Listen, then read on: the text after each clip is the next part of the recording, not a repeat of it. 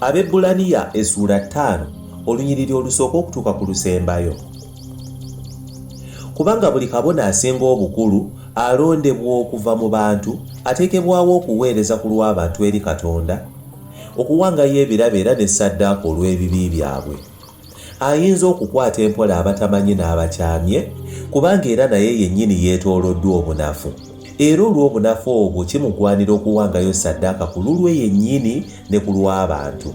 Tewali muntu yenna ayinza okwetwalira ekitiibwa ekyo wabula ng'ayitiddwa Katonda era nga Alooni bwe yayitibwa. Ne Kristo bw'atyo teyeegulumiza yekka okufuuka kabona asinga obukulu, wabula yalondebwa oyo eyamugamba nti, "Gw'oli mwana wange, leero nkuzadde ggwe." Era nga bw'ayogera awalala nti, "Gw'oli kabona emirembe gyonna mu lubu lwa Merukizeddeeki." Yesu mu kiseera ekyo kye yabeerera mu mubiri yasaba ne yeegayiriranga ng'akaaba mu ddoboozi ery'omwanguka n'amaziga. Oyo eyayinza okumulokola mu kufa era yawulirwa olw'okutya kwe Katonda.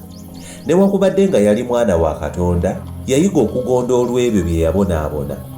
Awo bwe yamala okutuukirizibwa n'afuuka ensibuko y'obulokozi obutaggwaawo eri abo bonna abamugondera, era bwe yalondebwa Katonda okuba kabona asinga obukulu mu lubu lwa Merukizeddeeki. Waliwo bingi bye twandyagadde okumwogerako, naye ate nga kizibu okubinnyonnyola kubanga temuyiga mangu. Newankubadde nga kakano mwandibadde musobola okuyigiriza abalala, kikyetagisa okuddamu okubayigiriza ebisookerwako eby'ekigambo kya Katonda.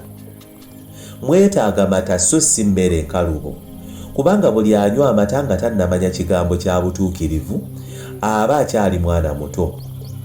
Naye emmere enkalubo y'abakulu abamaze okwetendeka ne bayiga okwawula ekirungi ku kibi.